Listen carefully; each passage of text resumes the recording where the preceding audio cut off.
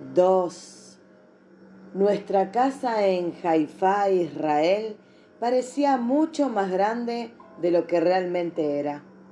Para aprovechar el terreno, el edificio estaba diseñado para 3 familias, con un hogar separado en cada nivel.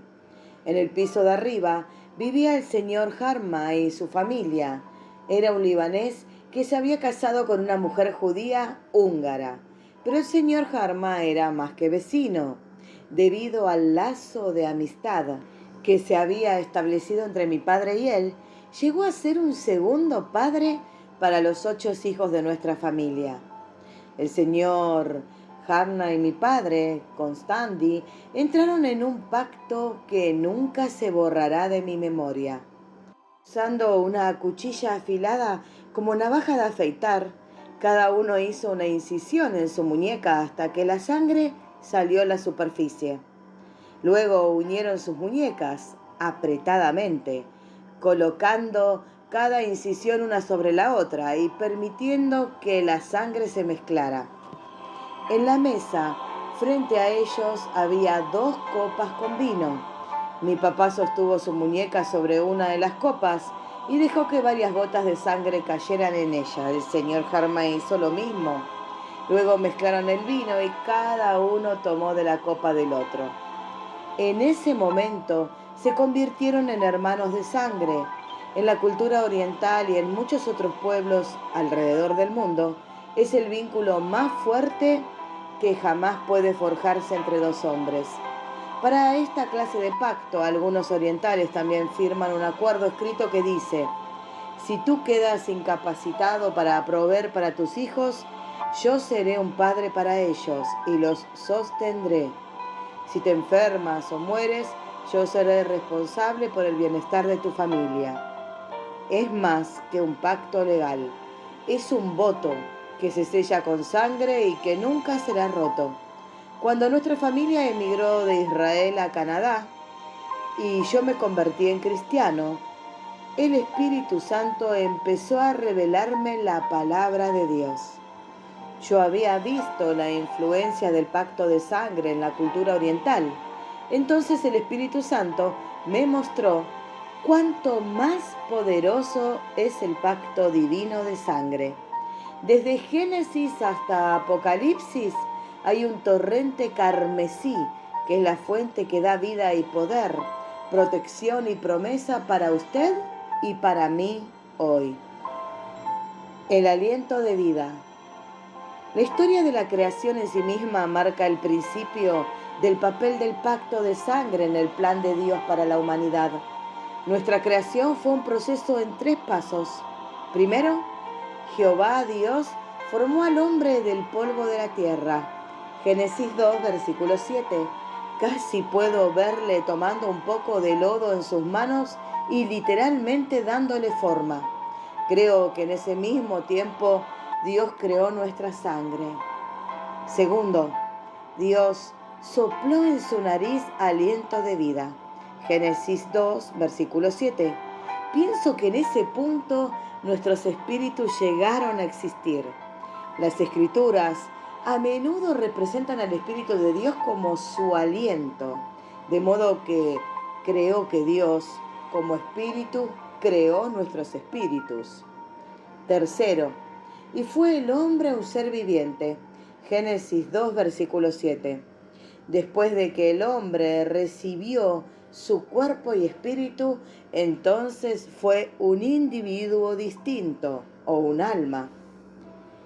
El espíritu, cuerpo y alma que Dios creó tienen una función distinta.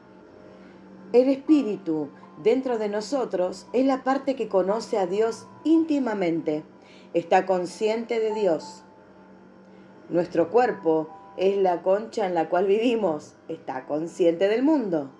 El alma es nuestro intelecto, voluntad y emoción, está consciente de sí misma. Como un arqueólogo que desentierra un tesoro escondido, me llené de júbilo al estudiar la palabra de Dios y darme cuenta de las partes distintas que Dios creó. Mi espíritu es la parte que tiene comunión con Dios. Mi ser físico es la parte que está en contacto con las cosas terrenas de este mundo. Y mi alma es la parte que siente, comprende, piensa y decide. Creo que otra cosa maravillosa ocurrió en la creación. Levítico registra: la vida de la carne en la sangre está. Levítico 17, versículo 11. Por consiguiente, cuando Dios sopló el aliento de vida en Adán, creo que se le dio vida a su sangre. Por siglos, la ciencia médica ha estudiado las poderosas funciones de la sangre. Saben que lleva oxígeno y alimento por todo nuestro cuerpo al circular por venas y arterias. También actúa como defensa frente a la infección. Pero hay mucho más que no saben respecto a la importancia que Dios coloca sobre la sangre. Caos en el jardín. A medida que empezamos a captar el tremendo poder del pacto de sangre, es importante recordar lo que ocurrió en el jardín del Edén. Cuando Dios creó a Adán, este era un ser perfecto. Tenía una mente tan magnífica que pudo ponerle nombre a cada animal y recordarlos. En aquel tiempo, el primer hombre y la primera mujer vivían en perfecta armonía con Dios. Él paseaba con ellos en el frescor del día. Tenían compañerismo y conocían a Dios íntimamente. Pero un enemigo se agazapaba, acechando en el jardín. Pero la serpiente era astuta, más que todos los animales del campo que Jehová Dios había hecho, la cual dijo a la mujer: ¿con qué Dios os has dicho, no comáis de todo árbol del huerto? Génesis 3, versículo 1. Satanás era astuto y engañador. Vino a la mujer con una pregunta respecto a las instrucciones de Dios en cuanto a comer del árbol. Le preguntó: ¿con qué Dios os has dicho, no comáis de todo árbol del huerto? Génesis 3, versículo 1. El diablo esgrime esta arma de palabras debido a que quiere que dudemos de Dios, de su fidelidad, de su amor, sus promesas y de su poder. Le preguntaba a la mujer: ¿dijo Dios realmente eso? La respuesta muestra que ella le creyó al tentador antes que a lo que Dios había dicho, y desobedeció. La mujer respondió a la serpiente: del fruto de los árboles del huerto podemos comer, pero del fruto del árbol que está en medio del huerto, dijo Dios, no comeréis de él, ni le tocaréis, para que no muráis. Génesis 3, del versículo 2 al 3. Eva solamente dijo: para que no muráis, pero el Señor dijo: ciertamente morirás. Génesis 2, versículo 17. Entonces Satanás le mintió a la mujer y le dijo: no moriréis, sino que sabe Dios que el día que comáis de él, serán abiertos vuestros ojos y seréis como Dios, sabiendo el bien y el mal. Génesis 3, versículo del 4 al 5. Siempre ha sido el deseo de Satanás ser como Dios. Las Escrituras registran que él dijo en su corazón: subiré al cielo, en lo alto, junto a las estrellas de Dios, levantaré mi trono. Satanás había sido expulsado del cielo por tratar de ser como Dios.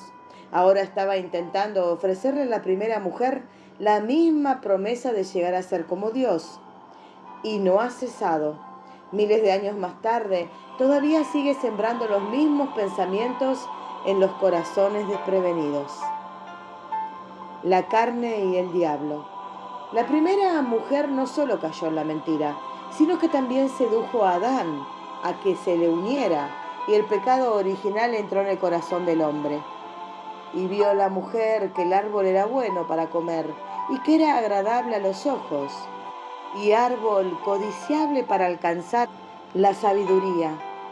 Y tomó de su fruto y comió, y dio también a su marido, el cual comió así como ella. Génesis 3, versículo 6. En ese versículo de las Escrituras hallamos tres de las grandes tentaciones que Satanás usa. 1. El deseo de la carne. El árbol era bueno para comer.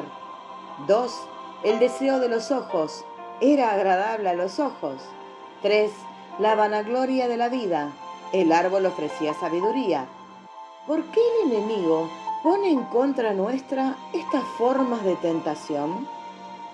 Su designio mortal es arrastrarnos a un mundo de pecado, pero se nos advierte: no améis al mundo, ni las cosas que están en el mundo.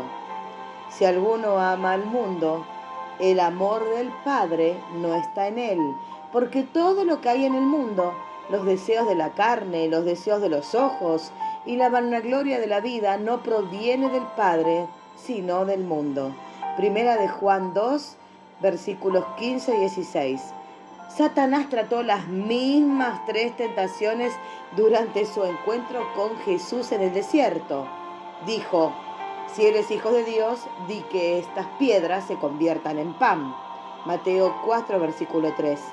¿Qué le estaba ofreciendo? El deseo de la carne.